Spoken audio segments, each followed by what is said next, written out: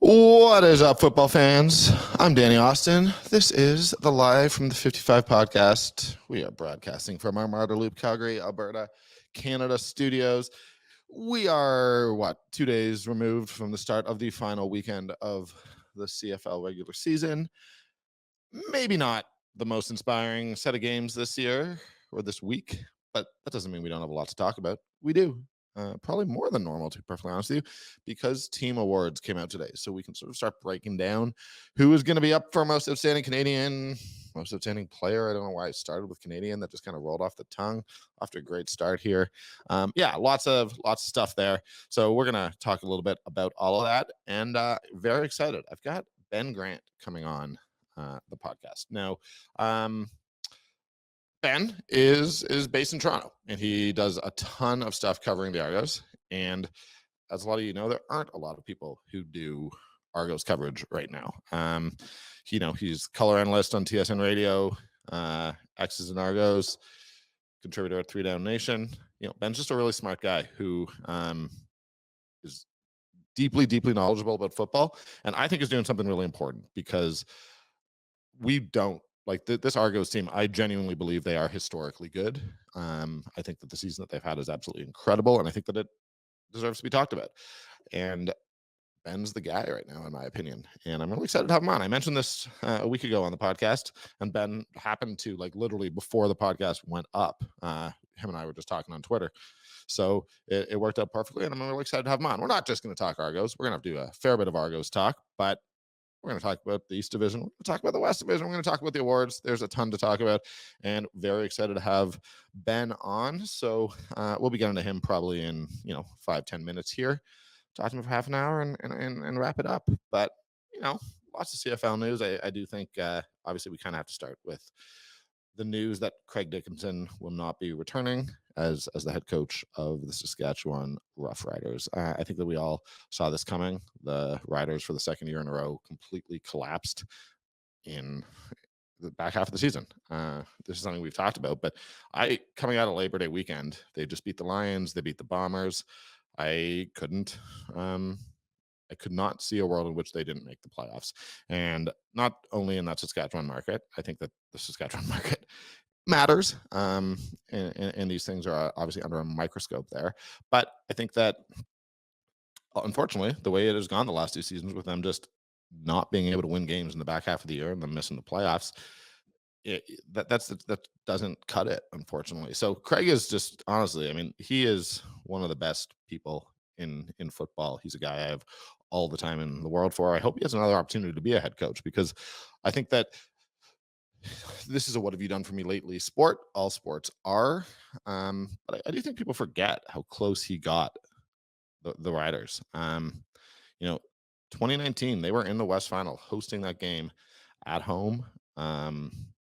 They were honestly 1 or 2 plays away from beating the Bombers. You think back to how different sort of the narrative around the CFL would have been had one of those sort of goal line stands gone the Riders' way, and they easily could have won that game and won the Grey Cup. And this sort of dynasty, this run of dominance by the Bombers would look very different. But he also, they finished second in the West in 2021, and they won a home playoff game against the Stampeders. I was at that game. Rene Paredes did miss a couple field goals. The Stamps likely should have and could have won that game, but that's 2 West Finals in a row, and that's no small thing. Look at the coaches around the league. There's a lot of guys who haven't had that much success. So it's too bad. I think Craig Dickinson is a good coach. I think I'm not saying I don't understand why they're moving on. I do. I think that they have to. I think that the fans want change. I think that maybe the organization needs change. But I don't think that means that Craig Dickinson is a bad coach. I know he's going to get another job doing something, whether it's special teams coordinator, whether it's something else around the CFL. He's not going to be out of work for long. But I don't think that this has to be the final word on him as a head coach. I just think that he did have more success than maybe we're giving him credit for, because the way the last 2 seasons went. I don't think. No, I do think. I think that there was, maybe part of it was the Garrett Moreno stuff, but there was sort of an air of toxicity around the Riders. At least that was my perception, particularly in 2022 from afar. And I don't know. It just the way things spiraled this year over the last 6-7 weeks of the season. It's weird. I know they didn't really have a quarterback, but they didn't have it. And they had the Stampeders on the ropes coming out of those Labor Day games. It I look, you guys can go back. I wouldn't, there's no reason to go back and listen to a CFL podcast from 2 months ago. It's nice enough that you're listening to this one, but you can go back and I had me, Ian Busby, all of us pretty much other than sort of Ryan Ballantyne had really ruled the Stampeders out because the Riders had just won enough games. They only needed to win one more really. And then for them not to be able to get over the finish line. Um, I understand there being a lot of disappointment, probably some anger. Do I think it's a little bit strange keeping your GM when you're going to be your head coach with the way this has gone? I do. But either way, sorry to see Craig Dickinson go. Looking forward to seeing where he lands next. He will not be gone for long. Great guy. Understandable that it is time for the Riders to kind of go in a different direction. So, yeah, let's take a look. Moving on from that, because that's a sad topic, and we're here. The playoffs are right around the corner. As I said, I don't know how much I need to unpack a CFL weekend on my own here. That includes 3 games where neither team can move up or down in the standings. Bomber Stamps. I broke this down a little bit on Monday's episode, but Bomber Stamps. I suspect we see Jake Mayer for the first half, and then the Stamps, give a look to all 3 of their. Oh, yes, probably not. Well, I suspect we're going to see the Stampeders backups in this game. I think the Stamps are going to want to take a look at what they do when the bullets are flying and it's live football. But I don't. There's just not a ton of intrigue. Winnipeg is first in the West. Calgary is going to finish third. It's cold here in Calgary. If you're listening from outside the market, like it has been one of those weird October weeks where we just got so much snow and it's very cold. So I think both teams are going to be understandably just kind of trying to guard against injury as best they can. So, look, I'm not trying to bash any of these games. I'm going to be watching it. I'm going to be at McMahon. Hamilton, Montreal. This game I also expect. This is Saturday afternoon. It's 2 p.m. Mountain Time, 4 p.m. Eastern. If you're the Ticats or the Alouettes and that next weekend you guys have a rematch in the East semifinal in a game that actually matters and can define your season, you're obviously not showing much in this game. So again, let's see. Do bragging rights matter? Can you gain a little bit of momentum by winning a game like this? I don't know that you can, but either way, I mean, this is the problem with talking. I don't want to unpack these games too much because I don't think we're going to be seeing many starters. We already see it's Toronto, Ottawa on Saturday night. Well, we know that Chad Kelly is dressing, but they don't intend on playing him. Ottawa has absolutely nothing to play for. I'm sure that they're just kind of ready to go home and put this season in the rearview mirror. So again, I'm not trying to be negative at all. I'm really not. It's just that this is not the most exciting weekend of football around the CFL. I'm going to talk a little bit about all this stuff with Ben, but we did get the most or the team award winners announced. I am a voter in Calgary. I voted for Reggie Begelton for most outstanding player.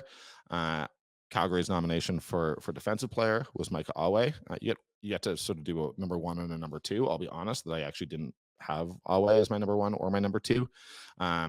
I had Mike Rose as my number 1 and Cam Judge as my number 2. But look, Mike always leading the league in tackles. So I totally understand why my colleagues, they got their votes too, and I'm not always right. So good on them. Mike Alway, most outstanding Canadian is Cam Judge. That for me was really a no-brainer. Cam Judge has saved this Stampeder season with a couple of huge plays over the last couple of weeks. I honestly considered voting him. He might have been second place for most outstanding player for me. I'll have to go back and check, but I believe that's true. Offensive lineman, Sean McEwen. I had him first, Ryan Seaver second, and then most outstanding special teams player. Rene Paredes got the Calgary nomination. I did actually go with Darius Williams. No knock on Rene, though. And then most outstanding rookie in Calgary. We are going to go through the rest of the league here, to be clear. But Clark Barnes got the nomination. Clark Barnes hasn't played in several months, but was exceptional. His stats aren't up. CFL, I got a very angry email from someone saying that I complain about there not being stats too much. Not sorry about that. But Can't give you stats, but he was exceptional. I think the main stories coming out of all this around the league, no surprise, BC, Vernon Adams Jr. Look, there's some great players on the list of most outstanding player nominations, no doubt about that. But I also think that if we're being honest with each other, there's a pretty clear top three. Vernon Adams Jr. out of BC, he's there. Nomination Brady Oliveira out of Winnipeg. I don't think that's a surprise. I think Brady Oliveira, I mean, this is a guy who has set records or come close to setting records this season. He has been the best running back in the CFL. Pretty amazing. We've talked about this, but the fact that you went from Andrew Harris, they have this dominant Canadian running back, and now they've got a guy who looks like I don't want to say Andrew Harris 2.0, but another Canadian kid from Winnipeg. Um, just absolutely dominant. I'm honestly, Zach Laros is one of the stars of this league, and I would have had no problem with him being Winnipeg's nomination. But I think that the voters in Winnipeg, my colleagues, pretty much all of whom we've had on this podcast, I think they got it right. And I think Brady Oliveira is going to be the guy who comes out of the West. And then ultimately we'll probably lose to Chad Kelly, who, Toronto Argonauts quarterback. We are going to be talking about him on this podcast, I assure you, once I get Ben here. But yeah, that's pretty obvious. Most outstanding defensive player, I think, is pretty obviously going to be Matthew Batts out of BC. Set the record for most sacks by a Canadian, is just exceptional. Had a great season. I know he got off to a really fast start, so there was sort of like this narrative that maybe there was a lull, but he also finished pretty strong. I just think Matthew Batts has had an amazing season. That is probably pretty inevitable. Shout out Willie Jefferson, who's amazing too. There's some great guys here. Darius Pickett, Simone Lawrence. I just think Matthew Batts had the type of year that is going to push him over the line. Deservedly so. Most outstanding Canadian. That for me is clearly going to be Oliveira. It'll probably be between him and Betts, but quite clearly, for all the reasons I listen, Oliveira's just, he's carried that Winnipeg team at times. He's been just a revelation. Amazing to watch. Offensive lineman, I'm not going to go into too much because I have to do more research, and I don't want to just be tossing things out there for the sake of it. I thought it was notable that Jamarcus Hardrick out of Winnipeg got it. Stanley Bryant's sort of been a given there, but Marcus Hardrick's an exceptional player too. So yeah, and then special teams similarly. Got to do some more research, go into this. Man, some real special players on that list though. I'll be curious how that goes. And then rookie, yeah. So those last three, I'm just not gonna lie to you. I'm also not gonna say anything that's gonna get me in trouble in a couple of weeks when everyone's like, look what an idiot Danny is. So I have to do more research, but it's that time of the year. We get talking about this stuff. I think by and large, this stuff's right. I think that they did a terrific job. I think voters got a lot of things right this year. So I'm not going to go too far into that. Let's get to Ben Grant. Ben's a really interesting guy. I'm really, really looking forward to this. He knows his stuff. And beyond that, thanks for listening, guys. Shout out my producer, Jack, over there. Just killing it. I don't know. Shout out to Mugs Pub. Shout out to Fraser and Fig. We're gonna jump to our sponsor stuff here, and then we're gonna get to Ben. So, looking forward to it, guys. Thanks for listening. Let's get to Ben, guys. Let's say you're having a party. Let's say you're having a picnic. Let's say you're having any occasion. Got to talk to you about Fraser and Fig because I love these guys here in Marda Loop. A couple storefronts down from our studio here.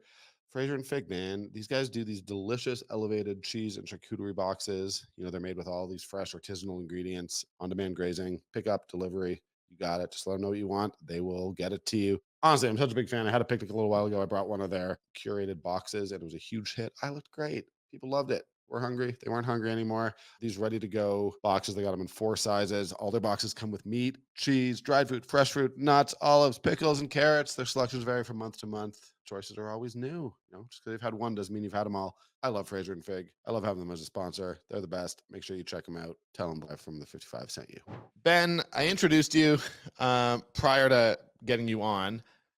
Can you introduce yourself? Because I basically used your Twitter profile and I was like, here's the list of things, but how do you describe yourself when you're talking to people in terms of your role within CFL and Argos coverage? So I guess I start usually that I do the color for the radio broadcast for the Toronto Argonauts. I also write for Three Down Nation, and you can find a lot of my stuff at X's and Argos as well. That's sort of where it began with X's and Argos because there wasn't enough Argos coverage, and then everything kind of exploded. And now I'm doing lots of different things. Now, one thing I do want to add though, make sure if you're going to follow me on Twitter that it's double underscore Ben double underscore Grant because there's a guy in London that gets very upset at me every time people start following him instead. London, England, or Ontario? London, England. Okay. Well, we're sorry to that Ben Grant. Double underscore, guys, get it right. That's right. But yeah, Ben is 100% a worthy follow, and I do think like honestly, I mean, for me, you're pretty essential because there has not been a tremendous amount of Argos coverage from the Toronto media for a number of years, but there's unfortunately been even less this season as sort of the newspapers have stepped away. So I think you're filling a really, really important role. And yeah, I mean, I just as someone who grew up in Toronto, I'm grateful for that. So it's part of a big reason why I wanted to have you on because I think that, to be honest, right now you're my number one guy in terms of all things Argos. Well, So I appreciate that, and there is like it's got such a passionate community, but it's small, and there's so many other things going on. The city's just it's so big, and you're competing with the Leafs and the Raptors and the Jays, and but it doesn't even stop there. It's theater, it's entertainment. Like we're doing an Argos game last year where there was a Drake concert across the street, and Lady Gaga was playing like a few blocks away, and so that's what you're competing with. yeah, and I think that's a good point. And what I don't want to do because I think it happens too often is we only talk about the like, oh, the attendance and all that. I'm actually not all that interested in that. The attendance was better this year. It took a leap forward. This is a slow build, and what has happened in that Argos fan community, as well as sort of obviously on the field, has been absolutely incredible this year. And I find that stuff a whole lot more interesting than the fact that like, yes, there have been attendance issues that continue to persist, but as you said, there's just so much competition for the entertainment dollar in Toronto, and I think that it's worth focusing on the fact that somehow this Argos organization has turned itself into, I mean, on the field, this is I want to start with this. This is historically good, historically Yeah. great, right? Yeah, this is a historically good football team, and there are a lot of arguments, people comparing them to the Flutie Argos in terms of records. I get the comparison. People, we still got to see how the season ends. I think that's a really Mhm. important part because there are a lot of really good 15-3 teams that don't end up winning at all. And you look at the best record of all time, the Edmonton team from I think 1989. It was 16-2, but they didn't win the Grey Cup. So what, right? And that's a really important part. So yeah, the team looks historically great, but if they don't finish it with a Grey Cup, then they'll be forgotten about like a lot of other teams before them that had great regular seasons. I mean, it's obviously I'm here in Calgary and I covered the Stamps in 2016 and 17, so like I know that all too well, right? Like Right. those, particularly that 2016 team was also historically good. And you lose, and ultimately the only team anyone remembers is the 2018 Stampeders who did win. So, does 16-2 matter to them? Like I know that Chad Kelly, I saw today that I think Matthew Shinetti tweeted that Chad Kelly will dress but not anticipated to play. My feeling is that the Argos can start their backups and still beat the Red Blacks, but do you have any sense of does 16-2 matter? It does matter, but it doesn't outweigh winning a Grey Cup, and so I think ultimately what you're gonna see this week is sort of what they did last year before heading into the playoffs. The last game of the season last year and the year before that, for that matter, they put in everybody that they could. It's tough sometimes salary cap wise. It's not as easy as just, emptying out the entire lineup and putting in all your practice roster. It doesn't really work like that. I imagine the defense is primarily gonna look the same, but I think you're going to see a lot of changes on offense. I think you'll see Cam Duke starting and the as many backups as they can get in. Probably a couple of guys that need to get back up to speed too. If they've got anyone returning from injury, like Cam Phillips, for example, he would probably get in there just to get a bit of run. But for the most part, I think you're going to see a lot of backups on the offensive side of the ball, which is in line with what they've done in previous seasons under Coach Dinwiddie. Well, we had Sean Lemon on to celebrate his 100 sacks, and I got a couple of the former teammates to pop on, and they all started making fun of Flo. They were like, "How many games do you got to sit?" And he did say he had to sit one. I don't know if he gets the choice in that, but I do think that they smartly, with no bye weeks in the back half of the year. I mean, resting and rotating only makes sense here. Yeah, and they've got the players to do it too. So I think Coach Dinwiddie's managed that pretty well. Like they clinched September 15th. That's a really long time ago. That's It was like insane. yeah, it's the end of summer. That's so hard. So they had 6 games where like, what do we do with this? And I think the correct thing to do is, like, defensively, they just sort of rotated it, and they even when they were dressing guys on the defensive line, they sometimes would dress 9 defensive linemen, and Mhm. so, yeah, you might have Flo out there, but he's only playing a few snaps here, a few snaps there, and to try and manage that is actually way more difficult than you think when you start getting special teams involved too, but on the offensive side of the ball, it's been tougher. It's been hard to get the O-line rest because you can't put Chad Kelly out there if you, don't have your starting O-line out there, and Totally. you don't want Chad Kelly to just sit for 3 straight weeks because he's gonna get rusty, so I think he's managed it pretty well. The offense largely has sort of been everyone plays except against Winnipeg, and then the defense has been rotating it through. Yeah. I talked to I mean, a bunch of the coaches were in Calgary, so I know them. Talk to me about that offensive line because it's like it's clearly the best offensive line in the country. I don't think like what they're leading. They've allowed the fewest sacks by By a 15 or mile. something. Yeah, I know, it's not even close, like, it's the stats are ridiculous. They both the sacks for and sacks allowed, like, they're sort of historically good. I think they're on the verge of setting an Argos all-time record for fewest sacks allowed, and I think they're right in the conversation for most sacks too. So it's a pretty dominant line, which is hugely important in football, obviously. That O-line is made up of you've had pretty consistent play from left guard all the way through to right tackle. At left tackle, Isaiah Cage has been there, but he hasn't been healthy all season. So that has been the one place where you've seen a little bit of rotation, different guys coming in different weeks, but it's been so solid the rest of the line. Ryan Hunter is playing extremely well. I think Dejan Allen at right tackle is actually probably playing the best of all the Argonauts. But yeah, left guard Ryan Hunter is amazing. And, Peter Nicastro, he's probably got something to say about it too, 'cause I don't remember the last time I saw him have a bad game, and so you got those 3 guys.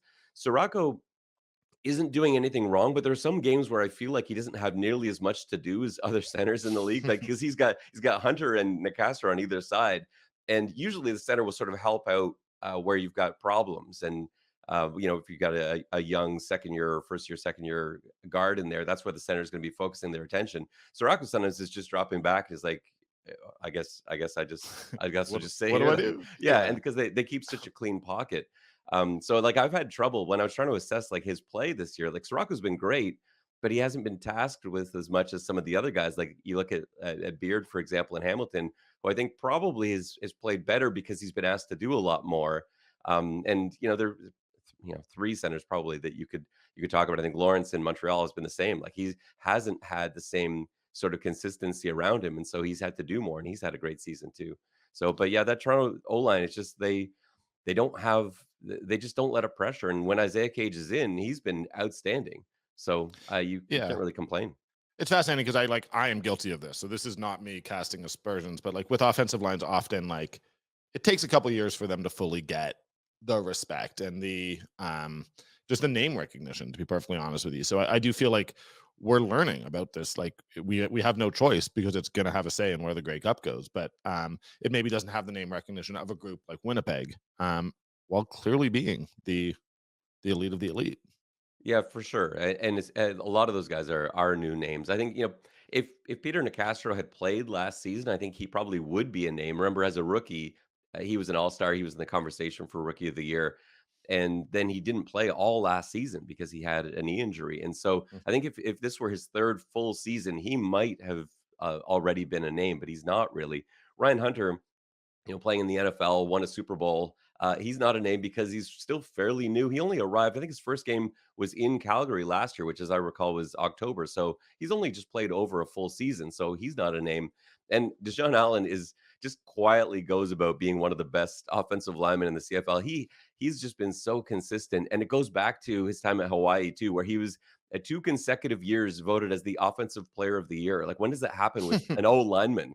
And that was a guy that could play all 5 spots. So he's hugely valuable. And anytime I get a chance to talk about Dejan Allen, I do, because he's so understated. He doesn't draw the attention that anyone else does.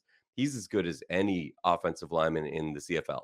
Well, and he got the most outstanding offensive lineman nomination when it was announced today. So he is, I mean, clearly, those of you who are voting, view him in that higher regard. And there's just this part of me that has a hard time when the one team is so far ahead of the rest of their division. I sort of look at this list of Argos nominees, and I'm assuming that most of them will ultimately be up for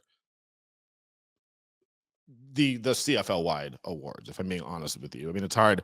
I have been very on record, and I like poking the bear a little bit, but I genuinely believe that it doesn't actually matter how many games Chad Kelly played in the last sort of 2 months. That does mean his numbers are a little bit lower than some of the other quarterbacks, but I think he's the clear MOP for the CFL. I'm glad. I think it'll be him and Brady Oliveira. But what has he like? It's fascinating because I think all of us said going into the season, maybe not in Toronto, maybe not you, but all of us were like, well, we still had the Bombers despite the Argos winning the Grey Cup last year. We had the Bombers sort of as number one on our power rankings because we weren't sure about Chad Kelly. We're so far past him having to prove himself anymore. But like at this point, I guess is he your MOP?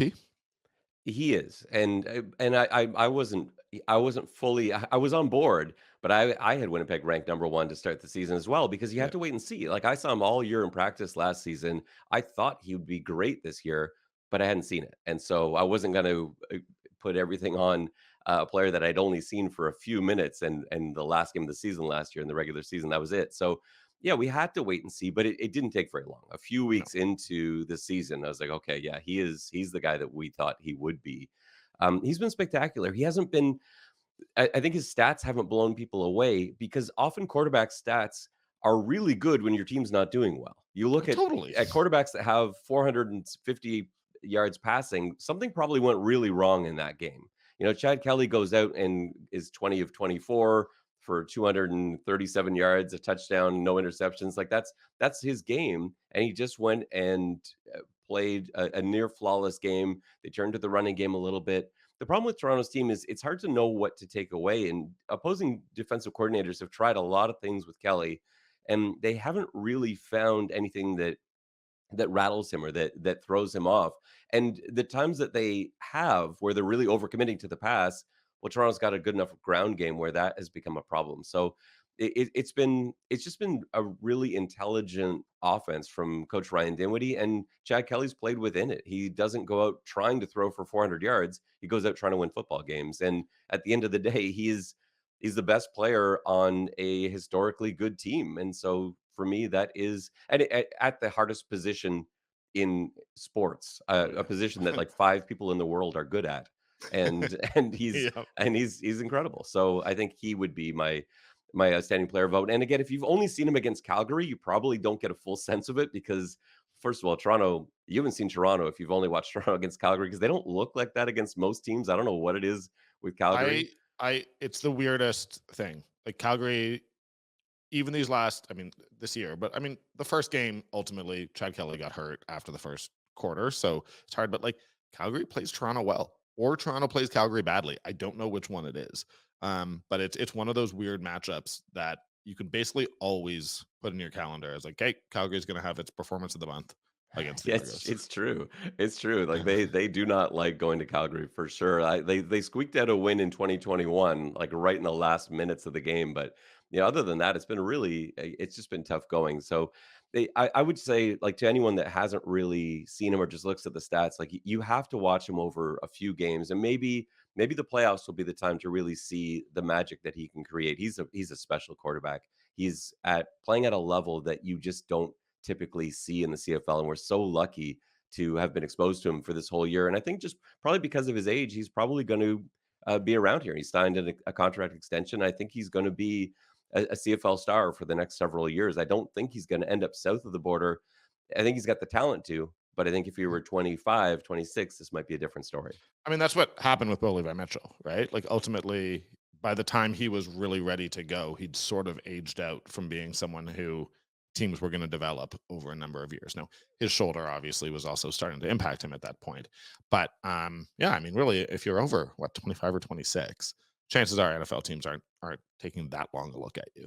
Yeah, no, it's true, and I think that's probably what's happened to him, and it's too bad because I think he is again the talent is he's so accurate with the football, but he's also got a cannon of an arm. Like he throws as hard as like Jake Dolegala or any of the sort of power throwers, Cornelius. He's got that cannon, but those guys they miss just as much as they hit. he can place it pretty much anywhere he wants, but then he's also got the savvy to be able to read defenses. Like this was one of the best players in college football playing for Ole Miss, a guy that beat Alabama in Alabama, like that just could Yeah. take on anybody. And it was just, a few missteps led to him He had not some working growing out in up the to do. NFL. He had some Yeah, growing up to do he for did, sure. and he has, and he's just he's the perfect teammate. He's been great in Toronto. Has he and now this is where we go to the sort of those intangibles and that I said I wasn't going to do when it comes to sort of crowd and Toronto engagement. But has he broken through? Like, has he? Do people who might not be Argos fans like? Is he at all? Has he transcended that little CFL bubble in any meaningful? More than McLeod Bethel Thompson ever did, yes. Like Okay. he's got a little bit of because he's Jim Kelly's nephew. That also helps. There's a lot Yep. of Buffalo Bills fans, a lot of NFL fans in general in Toronto. Mhm. The Toronto sports fan tends to gravitate towards the bright, shiny light, and the Buffalo Bills have a lot of fans in Toronto, and so there is that. I think that has brought some people in. Like again, we don't want to get back to attendance in total, but they are up 22% this year I in know it's a attendance big figures. deal. And It's I a think a big lot of deal. that is Chad Kelly and just how he's a star, right? And you Yep. need a star in Toronto. You can't sell you can't sell a non-premier thing in Toronto without having a star attached to it. You look at the years in which the Argos were big things. They had Doug Flutie, they had Rocket Ishmael, they had the brightest lights. And so Chad Kelly's a little bit of that. He's not hasn't quite got to that level, but it's also a different age too. Yeah, well, and I mean, look, the Argos were in a different place in the mid '90s, but I mean, again, like I grew up, I'm a Leaside kid, like I grew up in the city, and like Flutie it's funny because my first Grey Cup was in Hamilton when they beat Edmonton, but like I love Doug Flutie. Like Doug Flutie was as big a star to me as anyone. The only problem with that is he then went to Buffalo, and I sort of followed him to Buffalo and then San Diego. Like I became an NFL fan through Flutie, which I'm not sure is the greatest thing. But I also like I mean I always stayed. I always loved the CFL, and for me, like I have memories of just sort of like playoff games at the Skydome were a lot of fun.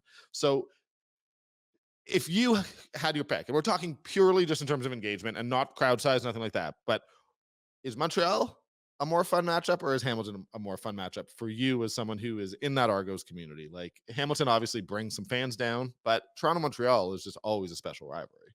It is, I'm so tired of Hamilton. You don't understand. Like I don't know. I don't think it's been like that with anyone in Calgary. Toronto has played Hamilton 15 times since the pandemic.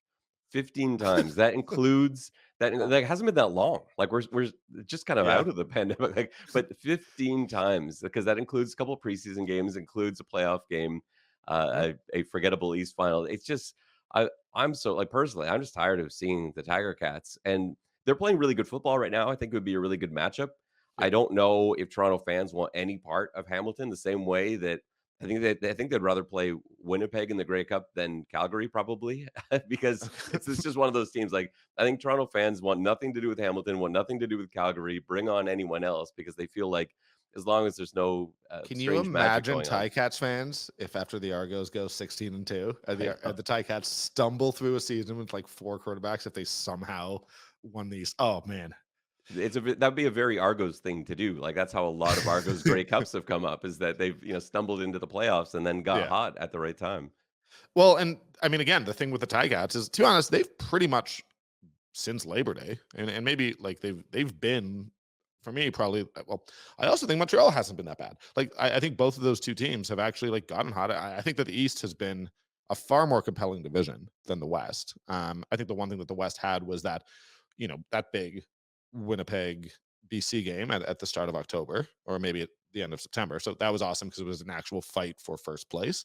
But the East has been more compelling to me and remains more compelling. The playoffs in the East for me are much more interesting than the playoffs in the West. I think so too. Like Montreal's a really good football team. They played the Argos tough. Like the Argos had to come from behind in both their wins in Montreal. The game in Toronto that they played, Montreal was resting a lot of guys. They were really Yeah. banged up. It was a back to back, and I think they kind of just sat anyone that needed to sit in the first matchup, and it wasn't a good game. And then everyone came back desperately trying to win that second one. But both of those came down to the wire, and Chad Kelly had to find the both times it was Demonte Coxey with a ridiculous play down the stretch of the game. But so in that way, I think the East has been compelling. But over my right shoulder here, I've got the standings. These I change these every week based on the standings, the I CFL love helmets that that. I've got here. I have not had to touch the East helmets since July 5th.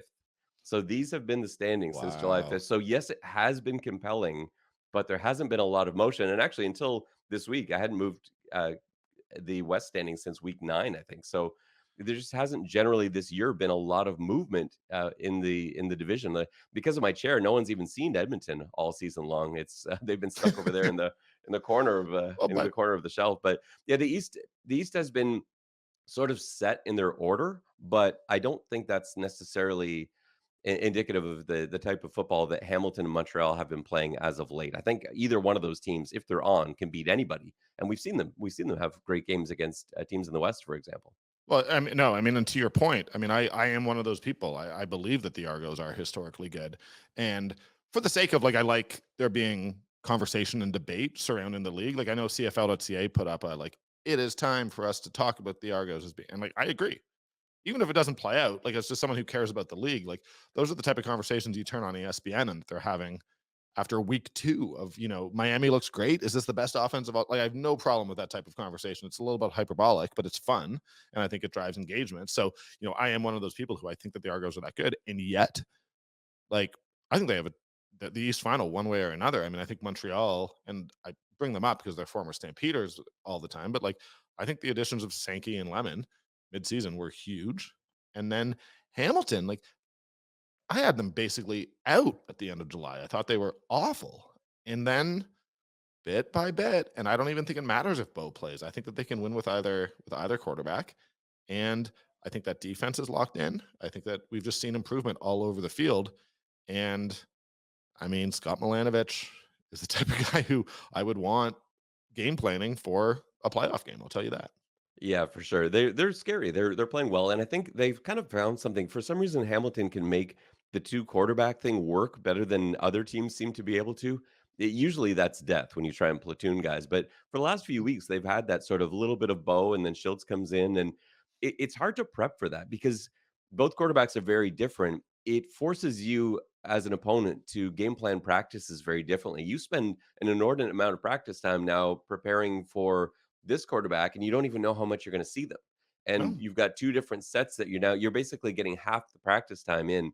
And that's what a situation like that does if you can manage it well. Usually teams can't. There's usually an issue because of course you're losing out reps for one of your guys in your own practices. But both of those guys seem to be handling that situation very well. I have no idea what Hamilton's going to put out there against Montreal in the playoffs. Are we going to see I assume Bo will start, but is the plan for him to play the whole game? Who knows, right? And they're obviously they're not gonna be telling us what the plan is either. But I'm sure we'll see Schultz at some point, especially being a former Alouette. I think he would love more than anything else to finish that game and he's with a proven Hamilton himself to win. be competent, right? Like he's Yeah, he's absolutely proven that he's a guy you can win with. And I mean, like to your point about the two quarterback thing, I'm a big believer that you get like I can't judge a new quarterback in the CFL until 6 or 7 games in because it's one teams get tape on them and are able to really make adjustments that those teams are able to spend a week of practicing preparing for the very specific things that person's good at. Where those first 2 or 3 weeks, I mean, Dustin Crum, we saw it with him beat Winnipeg, heroic end of the game, beat Calgary, like looked Dustin Crum, we were all thinking, oh, maybe this is the future. And this is not a knock. He may have a long career in the CFL, but once teams got a little bit of tape on him, he wasn't quite as successful. And I do think that yeah, if you can throw out two quarterbacks, they did it with Dane Evans and Mazzoli. They've done it so many times, and you're right, somehow it works. And as someone who covered a team that had a quarterback controversy last year with Bo and Jake, like it is notable that when the Stamps went to Jake, they stuck with him. They did not go back and forth at all. Um, and now there are debates as to how well that's worked. Although there was no way Bo was sticking around this year in Calgary one way or another. But yeah, Hamilton, I like that. I mean, I'll be honest with you. The one thing that I didn't ask you about, I did part because I didn't just want to do like a positional, like I didn't want to be like, tell me about the O line, tell me about the D line, tell me about the linebackers. But like I this Argos receiving core, like, I just don't like who's the number one guy? It just seems like all of them are good and all of them like have their moments game to game. You never know who it's going to be, but they just have like five guys or at least four who are 100% capable of just coming up with 140 yards receiving in any given game. And that's where I just have the Argos beating anyone. I just think that the depth of talent at the skill positions is untouchable right now. Yeah, it is pretty unbelievable, and it's become a running joke on our broadcast. My broadcast partner, Mike Hogan, Mhm.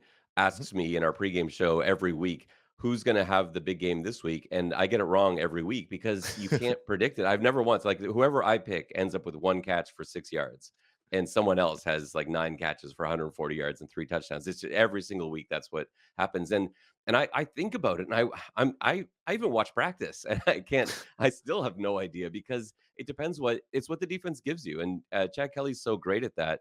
He will he'll wait and see who's there, and if it happens to be it's DeMonte Coxey that's not being, he's getting a lot of one-on-one matchups, he'll give his guy a chance to make a play. If they're Mhm. playing off Tavares, they're playing a lot of zone, he knows that Tavares is gonna find those holes and sit, he'll do that. Cam Phillips has been hurt for a while, Curly Gittens Jr. too, but those are 2 guys too that they didn't even really get used as much. Phillips was getting a lot of targets. Giddens Jr., we remember like how sensational he's been. He's been so quiet this season, barely done a thing. And then they found, other pieces too, like Ungerer came in from Hamilton, and he's been great. Yeah. They've got Dejan Brissett who can step in any day and be great. Tommy Neal has come out of nowhere this season and been really good. He was hurt most of the first half of the season, and then he couldn't even get on the roster because it was so crowded at that receiver position. It's a really tough team to scheme against. I don't envy opposing offensive and defensive coordinators where you're trying to think, well, what do we take away? Because you can't ever take away anything. But the problem is if you take one thing away, the Toronto Argonauts are completely capable of beating you with something else. Yeah, it's amazing. And since this is my podcast, I don't even really have a question here. I just want to comment because Devaris Daniels' first game was my first game. Like my first game covering the Stamps was his. So like I have this, and I don't think he feels this way, but I have this like weird like he's my guy. Like doesn't matter where he plays. He was just such a nice kid when he was breaking in, so humble. Had this like amazing speed. It looked like he was just going to be an 1,000-yard receiver year after year. And like weirdly, he sort of for the next 5-6 seasons became a between like just reliable second or third option.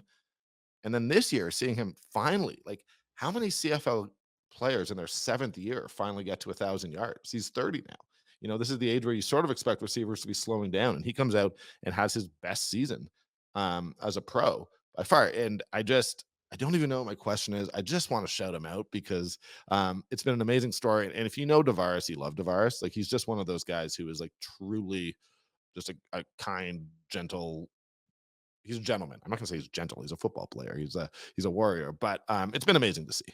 Yeah, he's the best. No, Tavares is amazing. He's so much fun to watch. He's so skilled, and he's kind of changed his game a little bit too. Like when he came out of Notre Dame, he was sort of a speed guy. Like that's what struck you Mhm, is like, man, this guy can move.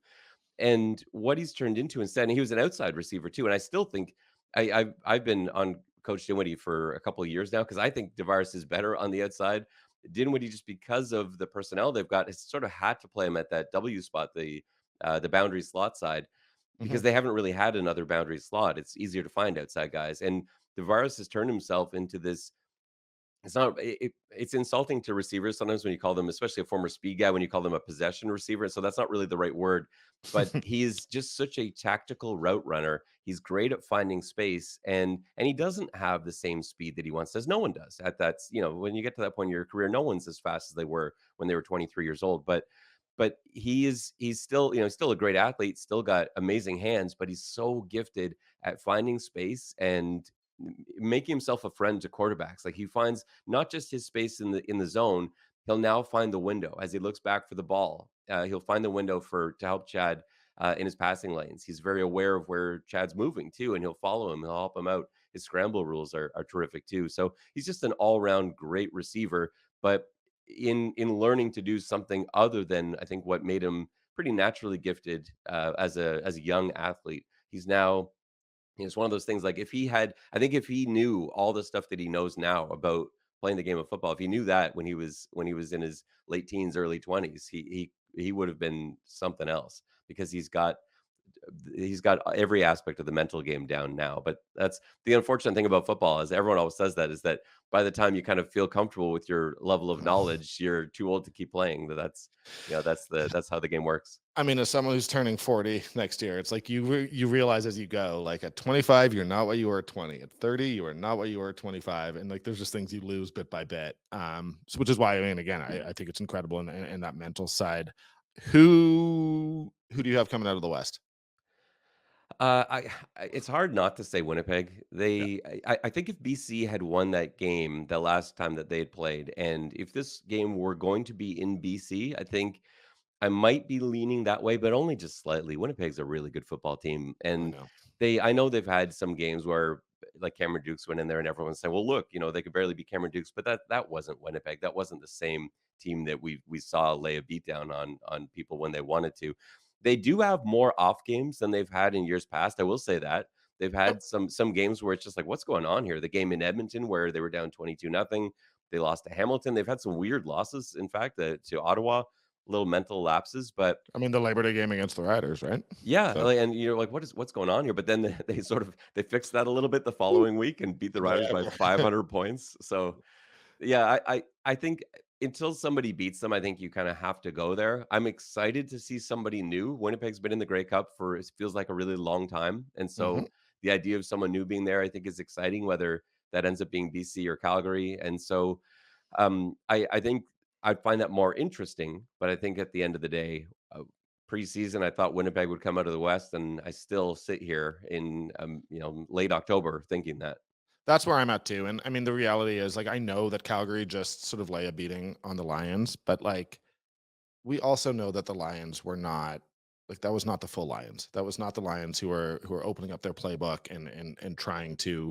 I mean, I don't think they cared if they won or lost that one. And I don't expect them to ever admit that. But like, it's just hard, like in a game like that. Now, I thought the Stampeders actually legitimately looked good in that game for the first time pretty much all season. So maybe they finally, turned a corner and can give them a game. But um, I just have to respect that Lions team enough because I think that they were so close to having that home game in the West Final.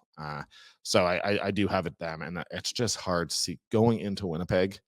And this has nothing to do with the fact that it's not cold in Vancouver. It just has everything to do with the fact that it's going to be freezing, and Winnipeg plays pretty well in cold weather. Um, and look, if it's Winnipeg and Toronto, like I too, and this is nothing. Like I have so much respect for the Bombers, but like next year, I'd like to see another team from the West in. I'm a little bit bored by it, but it's incredible what the Bombers have done, and you just can't. How can you pick against them? I don't. Prove It's me tough. wrong, Yeah, BC. Prove and me wrong, Calgary. But how can I pick against them? yeah, it's tough too, but it would be nice because, like, back to the helmets. That's the same order that everyone finished in last year, right? Like, nothing has changed. It's the same. It's the exact same standings as last season and the same Is it playoff matchups. really? Yeah, everything finished the exact same, and you've got the same East and West semis. And if it ends up being the same East and West final, like, could you have an entire season that goes the exact same way? Like, if it ends up being Montreal and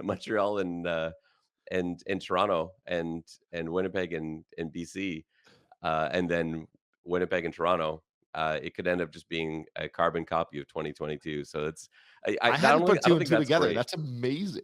Yeah, it's not. I don't think that's great. I think I think it'd be nice that after all this, like after all is said and done, you just played a couple weeks of preseason and then 21 weeks of regular season, and oh, it's just where we left last It's year. just so funny to think that like there was so much movement. Like Hamilton went out, acquired all these guys. BC lost Nathan friggin' Rourke, I and know. like, and then it all wound up being exactly the same. That's like how many teams have different quarterbacks now, and yet it's still same. That's fascinating, actually. Huh. I'm definitely gonna try to isolate this clip and put it on social because that's really interesting. It's weird. Yeah. Okay. Well, I have kept you. I said half an hour, and I've kept you for over half an hour. So I want to let you go. Is there anything you want to throw to? I mean, as I've said, definitely remind people about the double underscore. But I want to make sure people check you out because I've been waiting. I had Pete Costanza on. I've had a couple Argos people, but there's just, to be honest, like I've been meaning to have you on for so long because I I think this Argos team deserves the spotlight we gave them today and that you were able to give them, and I really appreciate it.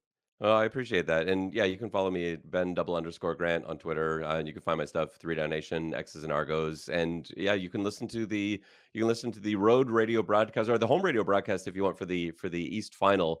Whoever Toronto ends up playing against, you're welcome to sync your TVs if you want a Toronto flavor to the matchup. That's something that you could always try out as well. That's awesome. Ben, thank you so much. That was incredible. Thanks, I appreciate it. Guys, what are you doing tonight? I don't know what you're doing tonight. You're probably looking for something. Guys, you got to go check out Mug's Pub. This is probably my favorite pub in the city, 1330 15th Avenue Southwest, right in the Beltline. Honestly, they do it all. I, for years, played trivia on Wednesday nights at Mug's. It's the best trivia night in the city. Other nights, they got music. They got specials every single night. Some of the best food and drink specials in the entire city are at Mug's Pub. You want wine, you want beer, you want cocktails. They got it all. Big fan of their fish and chips. They got some amazing pizza. You want to watch the game? They got TV screens. You want to just have a drink with friends? Perfect spot to do it. You want to have some food? As I said, it's delicious. Mug's Pub. We love having them as a sponsor. We love having them just down the road from us here at our studios. Check out Mug's Pub. They're the best. All right, man, that was amazing. I know for some of you guys who aren't big Argos fans, that's probably a lot of Argos content and a lot of Argos talk. But I think that they deserve it. And Ben is just such. You can tell how much he knows about football, right? Man, that's such a cool conversation for me to have as a guy who grew up there, as a guy who really does think that these Argos have done something special this year and have the potential to be a team that we talk about for many, many, many years to come. So, yeah, that was fascinating. That was awesome.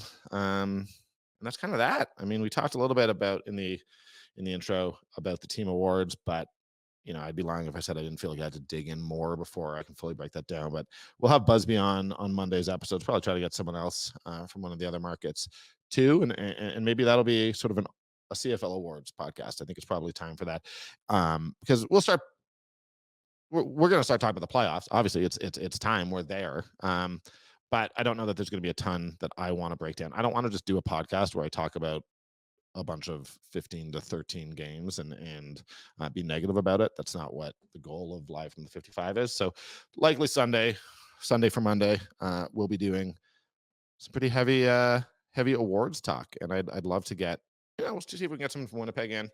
I think that their nominations were really interesting and bang on, to be clear.